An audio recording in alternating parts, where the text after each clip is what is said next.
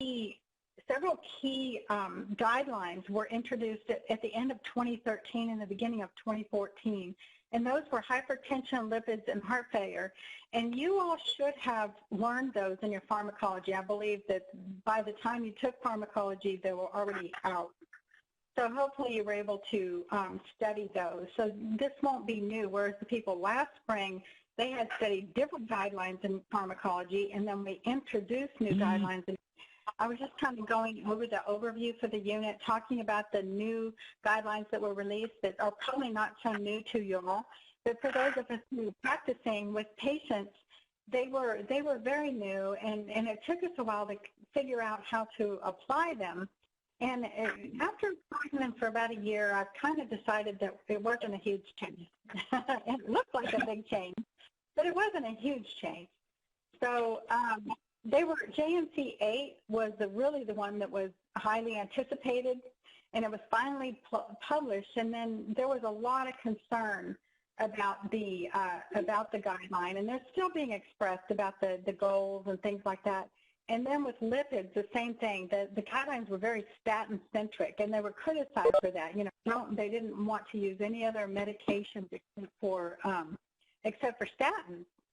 And the guidelines, what the guidelines are is I don't know if you're aware of this, but what happens is that you have a group of experts, either from a professional organization. And that's usually it's coming from professional organizations like the American Heart Association, those type of associations, the American Diabetes Association.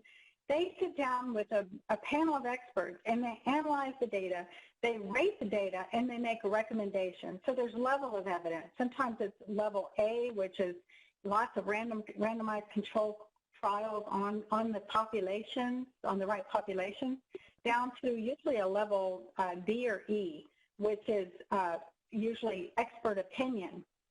So they're taking all the evidence, including expert opinion, and making decisions about that. And then what you have is you have textbook writers who will take those recommendations and guidelines, and they will analyze those guidelines, and then they will write their own, sometimes, recommendations. So you can see in for example, Hippocrates. If you look at Hippocrates for hypertension, you will see some of the JNC7 still recommended. And then if you look in textbooks that were published before 2014, you will see the old guidelines addressed. And right. So that's why we're using UpToDate now, mostly in this course for at least those three problems. Okay, and with UpToDate, you can look at their list of references, and they have updated according to the new guidelines. But if you notice in UpToDate, some of the articles will say, in our practice, we do this or that. And that's the author. And the author is taking guidelines, analyzing them, and making recommendations. So it's all filtered, it's all filtered. Mm-hmm. And that's, is there a question? No, I don't think we're listening. Okay, and so you all might want to try muting your microphones in between in case there's like feedback or something. And then if you want to talk, just unmute. And if you're on the screen, you can see a little microphone next to your name, and you can mute and unmute on there. Okay? And so what I've done, since medication seems to be such a issue at times with the cardiovascular drugs, is I did a cardiovascular unit medication study guide. And really, when you're looking at these lessons that I prepared, they are not so much as teaching you about the problem, but guiding you in your studies so that you're able to kind of focus in on those things that need, that I would recommend that you focus in on as a practitioner and as a teacher. Okay, so you can see that this is a pharmacology.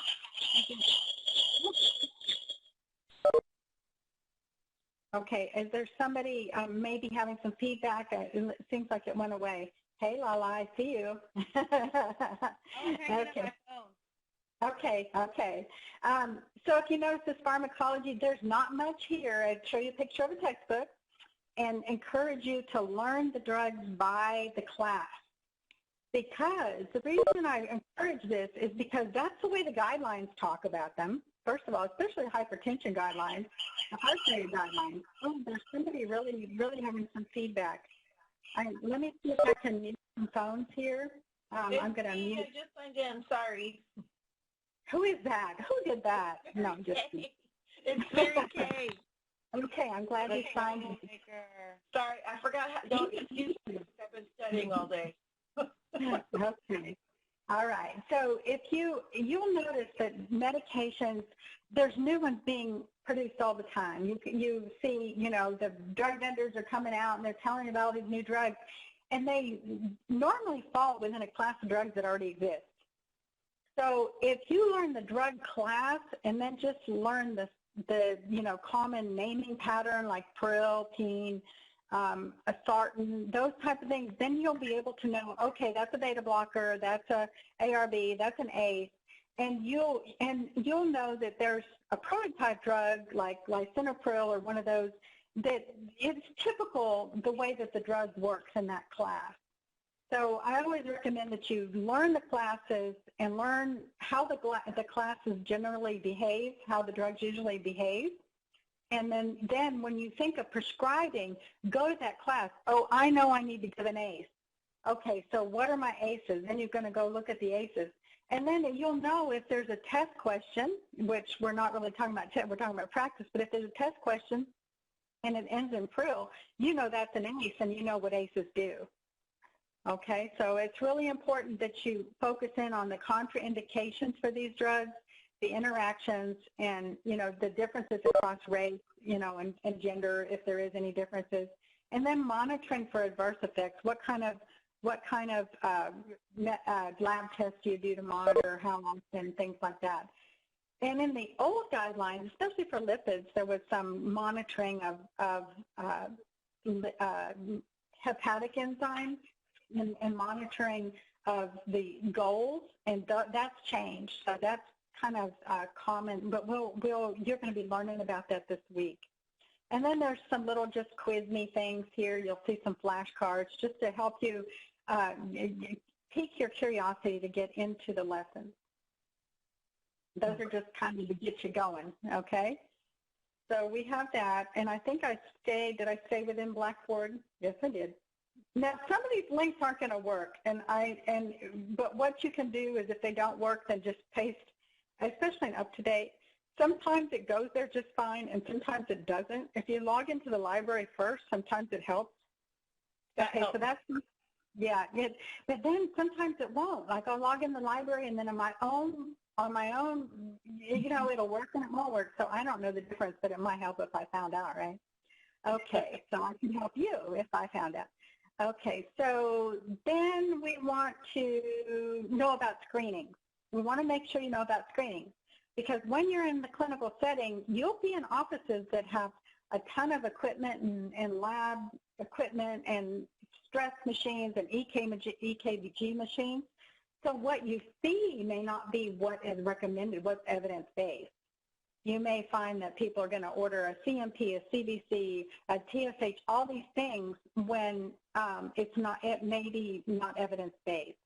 But so you need to answer all board questions as if it was, from the book, but also think about practicing. I would recommend practicing that way too.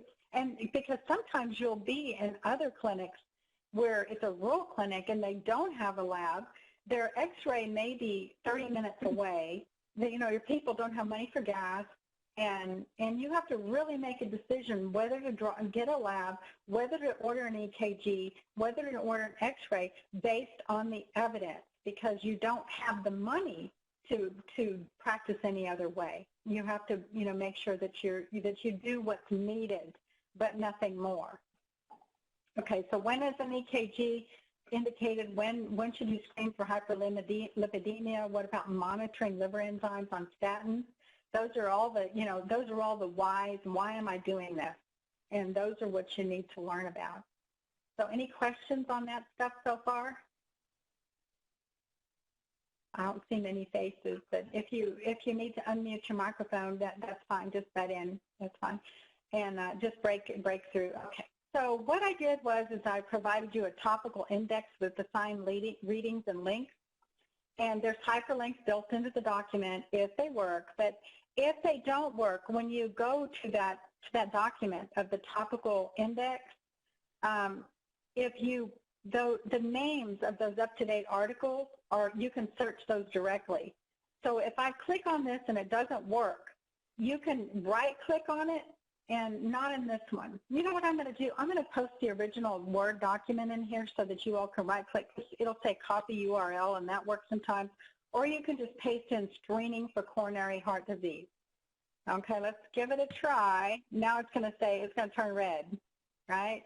Okay, so if I have that, so if I just type into screening for coronary artery disease. I don't remember if that was the actual topic or not. Oh, now it's not going to work at all, right? Now I really blew it all out of proportion. Okay, so I would have to go to a new screen. So sorry, but the names of the article are exactly listed in that form, so that you can just paste those in there. Yeah, just get to them. And then there's a bunch of links in the articles. And I wouldn't, if they apply, you can read them over, but that's a ton of reading. If you follow every one of those links that are in there, you could be reading for days. So I think you should okay, screening for coronary artery disease. And then there's the article. You can see that, and so you can see how to screen, and then you can also look at NSPSTF. And if you notice, most of these will have NSPSTF as a reference. It means that the author of this article considered the guidelines published by the professional organizations, and they included NSPSTF in their recommendation. So they considered all of those things. Okay. Now let me get back. I don't know where my blackboard is. I have to find it. Okay, so in that document, I went through on the topical list. I know you're used to seeing these things all the time, and there's nothing earth-shattering about it. But in there, I also put some links to outside resources and some soft chalk lessons. And so you have those in your topical list. They are in the topical list. But then also in the Blackboard, within these learning resources, they're all listed again. So there will be, those lessons are here by topic. So if you look at that topical list and you look at chest pain, the readings are listed here, and then you also have your soft chalk lesson here and EKG, and so just a little more resources. So that's how it's kind of organized, your readings and your learning resources. Okay, and the soft chalk lessons, the only one that is going to be a part of your participation grade will be the case study exercise. That will be a part of your, you need to do that, and it covers both part 1 and part 2 of cardiovascular. Okay. Okay. So, and then if you look back at the overview again, I posted this in the discussion forum also, the instructions for the unit, and there's a lot of resources in this unit, and not a lot of it is for self-study. It's to help you to learn. Okay, it's not to be graded. So hopefully you'll take advantage of those things. Go ahead. That case study exercise, when is that due by? Is that due by Friday? No, at the end of part 2, when the cardiovascular unit, because it's part 1 and part 2. So I will make a note to put that out there for everybody. Thank you. Okay, deadline. Okay. So, and that has just different things and different exercises and a little type in short answer things and all that. So, and then another thing that is, most of y'all have already started working on this, on the didactic discussion on the questions. And it sounds like an easy thing to do, but it actually is pretty, it can be quite complicated because especially when you have 4 or 5 people in a group interpreting the question different ways.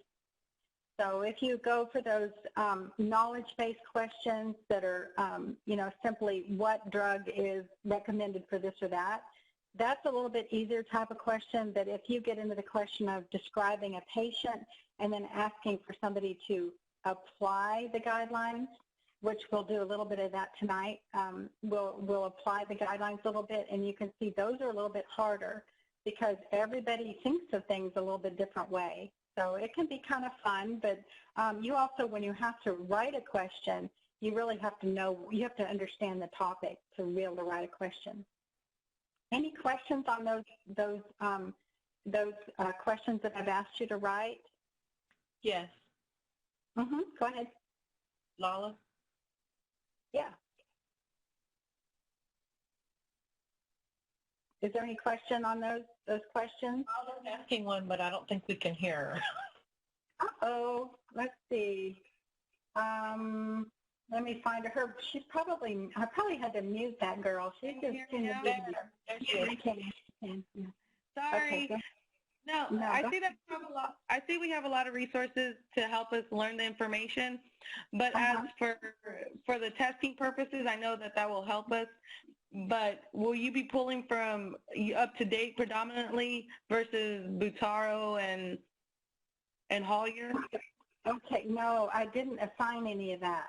Okay, what I assigned, the required readings are what you need to focus on.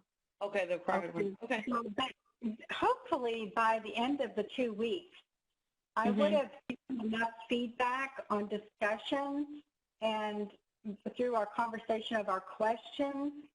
And I will provide a topical list for the test, but it pretty much is what you already, there's never much detail in that, right? It's everything but the kitchen sink in the topical list. So, it's pretty, hopefully you will be able to discern the important points through the teaching.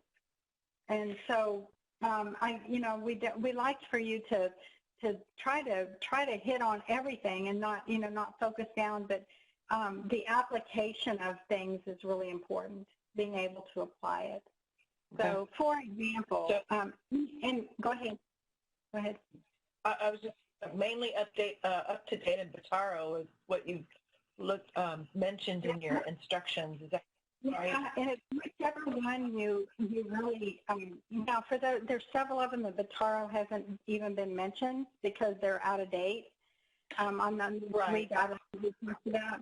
But if you look at this assigned readings, those are the assigned readings are, the other column is additional resources. Oh, crap, I'm looking at the Okay. Yeah. So, and then you can see on the left-hand side, there's some pretty specific topics there, lipids, risk, and peripheral. And so you'll want to focus on those assigned readings first. And then the soft chalk lessons and all those things are to help you. Some of those say study guide. If you look at that one, it says hypertension study guide, soft chalk. And we'll go to that one now. So it kind of tells you don't study problems in depth, but know how to differentiate. Screenings are testing between the types of hypertension. So if this is a study guide for hypertension, these are the things that I want you to kind of focus in on. Okay, and then, you can know a lot of facts. You can learn a lot of knowledge and know a lot of facts, but then the application is the next thing. So let's kind of, if y'all want to, we can kind of go over this hypertension one a little bit and talk about it and show you how to approach it. Okay. We talked about primary versus secondary, and but it says don't study these problems in depth. Just understand how to differentiate. How are you going to know? What are you going to look for if it's Cushing's syndrome? You're going to be looking at those hormones and things like that. But how would you differentiate? 90% of primary hypertension are essential, so there's some that are not. So you would hate it to be, let's see, hyperthyroidism isn't even listed here, but that's probably a good one too. So, but those are just kind of background, and those are, then you're going to look at, when you have a patient come in with hypertension, the first thing you want to know is how serious it is. First of all, did you take the blood pressure correctly? And you know, was it done when they were calm and quiet? Were they in the right position? All those things. So be sure and zero in on how to take a blood pressure. That's going to be an important one. Complications of hypertension are here. You see I have a blowout on an oil field here. That's a blowout, right? Heart failure, ischemic intracerebral hemorrhage, all those things. So no need to study each one of the problems for this unit unless they've been assigned. But you need to know about these things as complications of hypertension. Okay, so don't study them in depth. So you want to make sure that the blood pressure was checked correctly, that you want to check it again while they're there. And if their blood pressure is really high, like over 160 systolic or 100, I think it is 100 diastolic, you're going to want to see what kind of condition they're in. So we'll talk about that a little bit in the next slide. But does my patient have the signs and symptoms of target organ damage? I put a big target here. I put this in bold and it's big. So there's a reason why I did that. Okay, and I think this right here is a link to the to the library, to Up to Date. Okay. And you can see in these target organs, some of them would be things that they could complain about or symptoms, subjective, and some of them are things that you would find on exam or objective, and those are signs. So signs and symptoms are objective and subjective. And so you can look at these things a little bit. These are the things that you would look for target organ damage. And those are serious, right? Okay. So in the absence of target organ damage with severe hypertension, then you're gonna figure out how to manage that in the unit. So I think that would be something that would be really important to know, is if you have a patient with severe hypertension in the office, that's a high risk for you and the patient. And that is a safety issue, and it's really, I would think, important to know how to approach those patients. Now, if you have a severe hypertension in the office and they have evidence of target organ damage, I would be very concerned about that, and it might be an immediate referral to the ED or, you know, at least a collaboration. But if you have somebody with vision changes and severely high hypertension, I probably wouldn't want those in my office. But you would have a lot of patients. I've seen, I don't know how many patients with severe hypertension that are asymptomatic. And that's a whole different, so don't send all of your patients with severe hypertension to the emergency room, please. Okay, so go ahead. Do you have something? No, I was just going to say, please don't do that. Is that an emergency room worker there? Okay, so there's a whole article in Up to Date about managing severe hypertension without evidence of target organ damage. And it talks about bringing the blood pressure down slowly, fast. It talks about a few drugs, just a couple. There's only 3 classes of drugs that you would use in the office, and how to make those decisions about how to approach that. Now, I kind of got ahead of myself because I talked about severe hypertension before talking about diagnosis. So you remember in JNC7 where they had the staging. You need to know staging. You need to go back and know what is pre-hypertension, what is hypertension, what is stage 1, what is stage 2. And that seems real simple, but it's important to know, and you will be tested on that all over the place. It'll be on the boards, I'll bet you do something that simple, but it'll be on the boards because it tells you how to manage your patient. You have to know where they're at before you can manage them. Diagnosis is the most important thing, right? And then the management is easy from there a lot of times. USPSTF recommends the BP be measured at least on 3 separate occasions.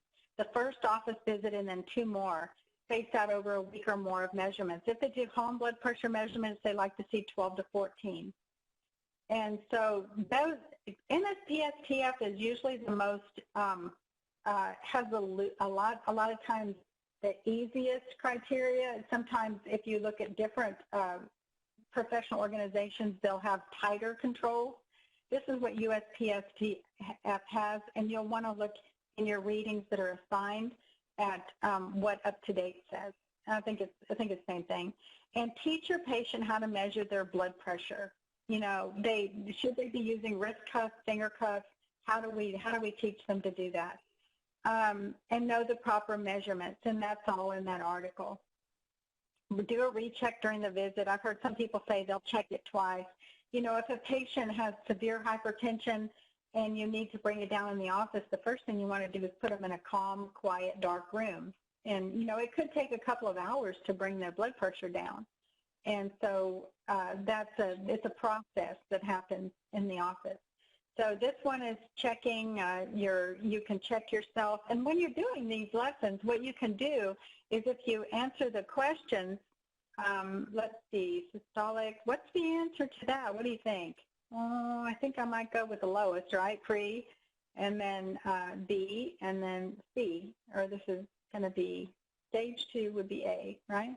And I'm check my answers. So this one just does a good job, right? And then you see my score pop up down here. But on many of them that you'll see, there'll actually be feedback on here that tells you the rationale, or at least, you know, gives you a place to look for it. I try to give the rationale. And then this talks about children, and you see that there's a different terminology here. It's percentile. So you know that in children, when you're talking about BMI, you're also talking about percentiles. We're not talking about, it's looked at in a different way. It's relative to the percentile instead of just a static or a number. Okay, so look at the history and physical of children, secondary, comorbid, and know who to give medicines to. That's a biggie. So you want to know who, in what child are you going to want to prescribe medications to? Not very many. Okay, so we're looking at those lifestyle things, but also children under the age of 10 that have stage 2 hypertension often need a more extensive evaluation, because a lot of times they're secondary. Secondary hypertension, you always want to know if somebody has that. Okay, so this talks about pharmacological treatment in children, and then this is asking, you know, just a tricky question there about it. Okay, to make you think, just to make you think. Okay, so know your workups, and it's there. And then this is one of those things where a routine initial evaluation of hypertension includes, and remember that you're going to be using your up-to-date or the assigned readings to answer these, so that we don't get into, well, so-and-so says this, and so, you know, Hollier says that, and so just go with the assigned readings, okay? And that way we all have a reference point. We all start with one point, and then we can learn from there. We can move out from there. So prevention. Anybody talks about, when they talk about risk and they talk about prevention, what you're doing is changing the risk. You're modifying the risk. So think about risk factors for hypertension that are modifiable or not, and then know the recommendations for those. How much activity? How much salt? Is it important to limit salt? How about, you know, the physical activity, alcohol? Know those recommendations in regard to modifying risk for hypertension. Screenings, we talked a little bit about that. And I just put in here ICD coding lookup, because I think it's really good to think about that when you're doing this. If you're going to be ordering a screening, sometimes you can use these family history of screenings all the time.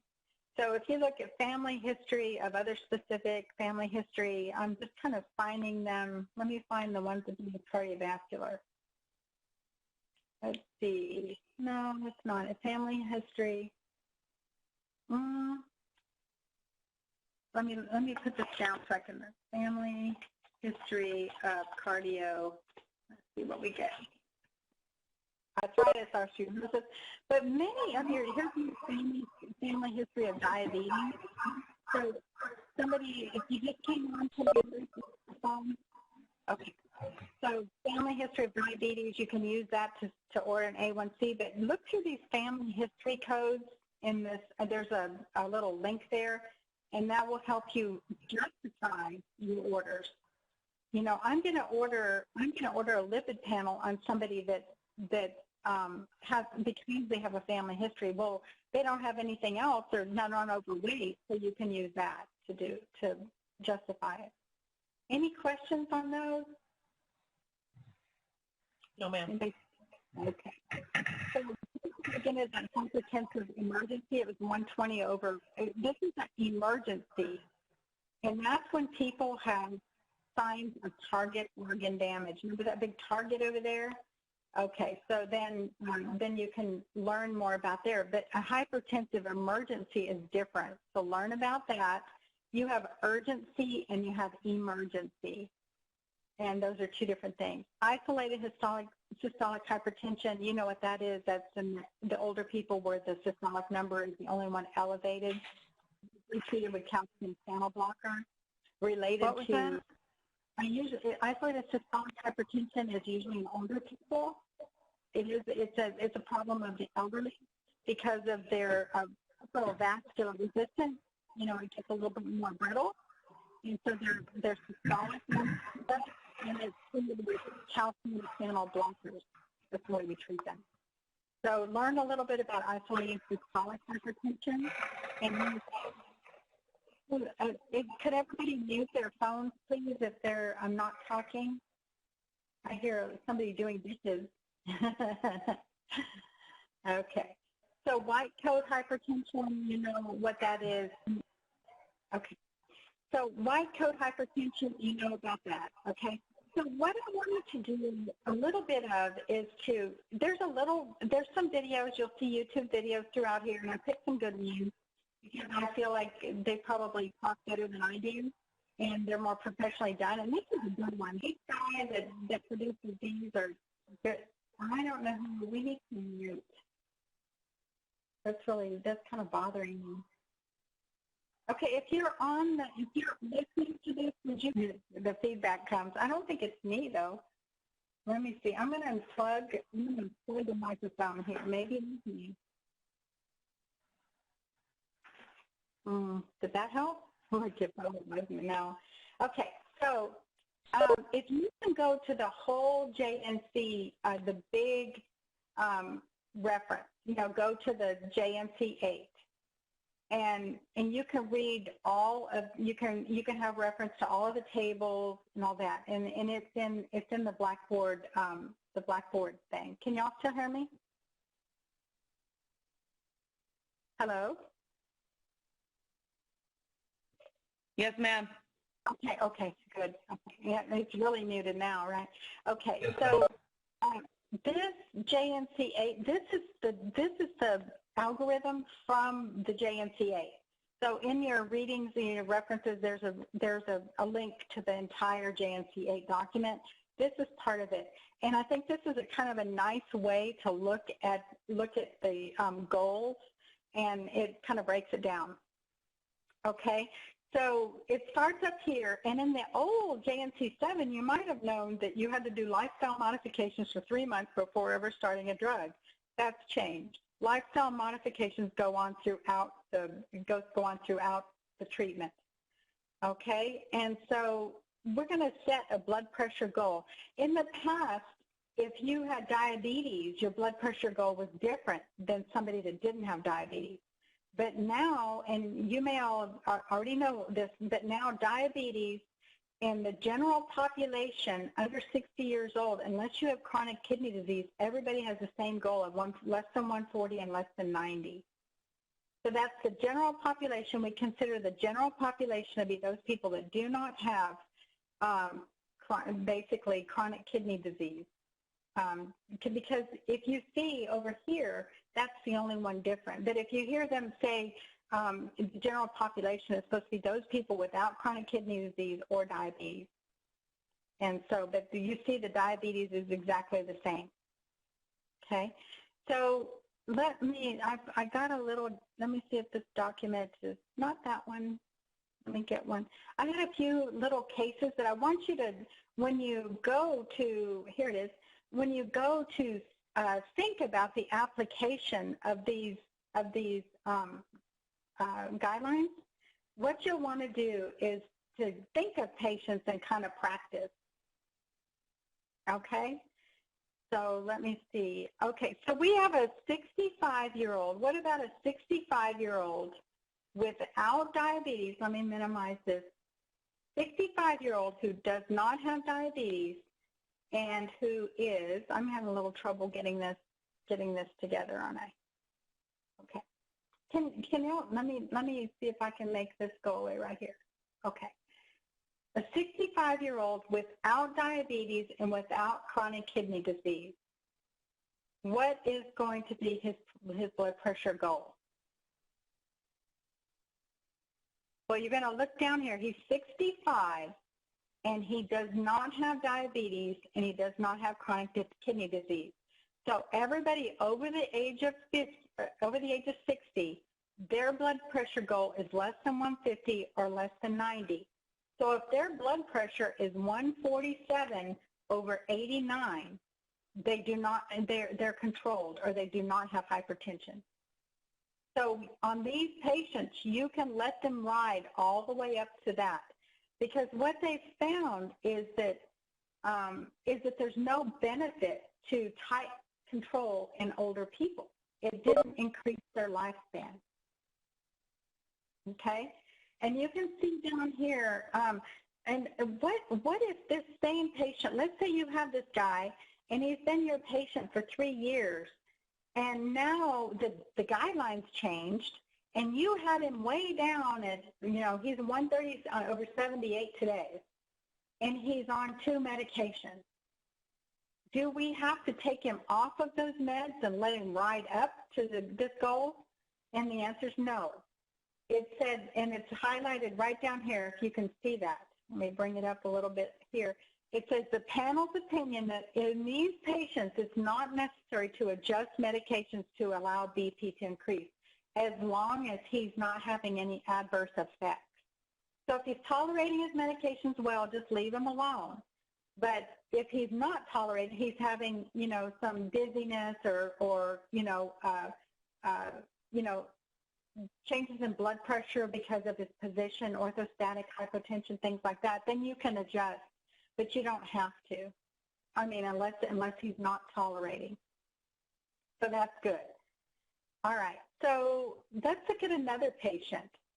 Okay, we have a 58-year-old male patient, and he's from African-American ancestry. Is he black or non-black? Who knows? Is it one drop of blood that we need? So they didn't really make that clear, but they left it up to the practitioner to figure out if they were black or non-black. And then you can see that right here, the differentiation. So if he is 58 years old, he's less than 60, he's black, and he goes to this side over here. So his drugs are going to be thiazide type diuretic or calcium channel blocker alone or in combination. And his goals are going to be the less than 140 over 90. And you need to know why, you need to know why he can't, why it's different. Why doesn't he take the ACE? Because of the, the reactions that they have. So look that up. And then there's a little bit of difference in the way that the body handles those medications. So look at that. And what if he has diabetes? Would that change his goal? So we go, right, I see Lala saying no. We go diabetes, and then the goal's here, and then we go, it takes you right down the same path. So it looks very busy, but it's actually pretty easy to follow. Okay? And what would be his drug of choice? Same thing, no difference, right? What if he's of Northern European ancestry? He's white. Northern European ancestry, that's politically correct, don't you think? Okay, so he's got diabetes, and he's non-black. So we're going to go over here. Now look the difference. Thiazide type diuretic or ACE or ARB or calcium channel blocker alone or in combination. Now remember, you don't give an ACE and an ARB together. Never, never, never ACE and ARB together. But you have a choice of any one of these other drugs. And before, it was always thiazide diuretic first. And you notice how they didn't say specific drugs. They didn't talk about lisinopril, losartan, any of that. They didn't talk about amlodipine. They just said the class. So that's why you should think of them in classes, okay? Okay, now what if the same guy, he's 58 years old, he's white, he has diabetes, and he has chronic kidney disease? That changes it right here, right? But if he were over the age of 60, he would still fall into this over here. Everybody with chronic kidney disease falls into this level. So who has chronic kidney disease? You're going to know by their GFR. The GFR is what you're going to look at, and it's staged. So if they have a GFR less than 60 down to, I don't know what, it's stage 1, I think 40, and it goes all the way down to stage 4, and goes down to end-stage renal disease. So it's all on, it's the GFR is how you're going to figure out if they have chronic kidney disease. And that's calculated from the CMP. And it usually shows up on your reports. If it doesn't, the lab needs to do it, or you have a calculator on your phone, usually in your Apocrates. So if he is less than 58, he has chronic kidney disease, his goals are less than 140 over less than 90. So it's a little bit, it's the same goal, isn't it? Is that the same goal? Yes, it's only the old, you know what? I was thinking in my own mind that it was going to be less. So you can see how these are still a little bit new to me, but it's still the same goal, 140. So that's easy, right? The only one that's different over here. Okay? And then, but if an older person has kidney disease, then you're going to put them down this path here. So everybody with chronic kidney disease, you want to have an ACE and ARB alone or in combination with another class. So these are the drugs, or ACE or ARB. Even if you can see there's no differentiation between black and non-black. All races are going to get an ACE. But you can know that, you know, if they have a reaction to an ACE with the swelling in the face, if a black person has that, they may also get it with an ARB, but it's less likely, but there is some crossover there, okay? All right, any questions on how to kind of look at this algorithm? I hope it's starting to come to life for you a little bit here. Okay, and then they come back, you want to check them in a month. It takes most medications to a month to really get effective. And so you can have them come back in for a check, but I wouldn't make a lot of adjustments for a month, okay? And if they're not at goal, then you're going to do these things. If they are at goal, then you're going to go down this pathway, and if they're not at goal, then you go down this pathway. So you're going to add medications in. You're going to add medications basically until they get there. So there's a lot more to it as far as you know, which drugs will lower how much and things like that. But a lot of times it depends on what the patient can tolerate, you know, how they can, you know, the side effects. Is it going to affect, you know, their libido? Is it going to make them sleepy? All of those things. And the ACE gives that little cough, and but they're cheap. The ACE inhibitors are cheap. They're usually on the $4 and $5 list and things like that. So when you look at the lipid guidelines, I want you to do it the same way. I want you to think of a different patient. Think of different patients, and then go through the algorithm and see, you know, how that works for you. Okay, I'm kind of looking for. Trying to get back to my, here's the full thing for the JNC8, but you have the link in there. But the lipids are kind of cool too, because they're actually only 4 pathways you can take on that one too. So you can read those over and ask questions, and we'll do some discussion about them.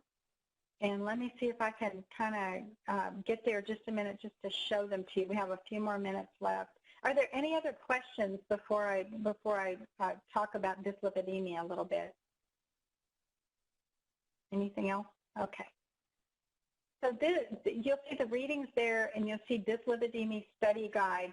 And within the study guide, you're going to have the risk assessment tools, and those are really important. And you can download those to your phone. You can assess the 10-year cardiovascular risk on your patients, and it's included. I mean, it's part of the algorithm. You need to know what their risk is. So know the screenings. When do we screen? When do we not screen? The same thing. How do we screen? I've seen them doing these upgraded tests, these different type of lipoproteins, all kinds of HDL-C, but know what's the minimum. Know the minimum. If your customer has money to pay for extra stuff and you feel like it will help them, then that's something different. But know what's the minimum screening, how often, that type of thing, and then calculate your 10-year risk. I didn't get those calculators. They're on the form. So there's a pooled cohort which came out with the 2014 guidelines. They used to use the Framingham, and now the new guidelines recommend the pooled cohort one. And there's all kinds of controversy about those because they feel like, well, they left off this, they didn't include family history. There's criticisms of those calculators, and the reason why it's important. So here they are. The reason why it's important is because it makes a difference in who gets recommended statins or who doesn't get recommended. So what you'll want to do is kind of go through these little calculators and take your husband, your father, yourself, put them in here and calculate your risk for different people and see what their 10-year risk is. And this means it's a risk of them having a serious cardiovascular event within the next 10 years. And in that they include risk of peripheral vascular disease. Okay, so that's pretty life-changing. Peripheral vascular disease can be life-changing. And but this is kind of right here, a comparison, not super important, but really understand how those calculators are used in order to make decisions about therapy. That's the main thing. And so this is the lipid controversy. This is those new undertreating, overtreating, all of those things. Those are the kind of, and this is done by the same man that did those other videos for hypertension, and I really like his videos. Okay, and then this is a review of the guidelines. You can listen to this. It's just like I kind of did with hypertension. You can just listen to these videos, and if you're like me, it's nice to hear a voice once in a while. And then know when to treat. Okay, how do I sort through the opinions? But right now, really what you need to focus on, what are the guidelines? There is controversy, there's discussion, and you might see some changes, you might see some different opinions. But at this point, just focus on the guidelines, okay, and learn those, because that's what you need to be safe in practice and also for the board. Okay, so there's 4 different categories of people that you're going to evaluate, and you can see how these estimated 10-year risk scores are here. Atherosclerotic cardiovascular disease, that's what ASCVD. You'll see that all the time. And that includes peripheral vascular disease. It's not just coronary artery disease, stroke, those type of things. So this is that same guy doing this explanation, those 4 areas, and you'll go through there. And it's actually very much like the hypertension one. It's pretty easy, and it's pretty much all statins. But then you get into which statins. That's where it's kind of tricky, because there's going to be they want you to do moderate doses and high doses. And I don't know necessarily that we're going to get into that specificity, that specific on our testing, but maybe we should, because I've heard a lot of that in the lectures for the reviews.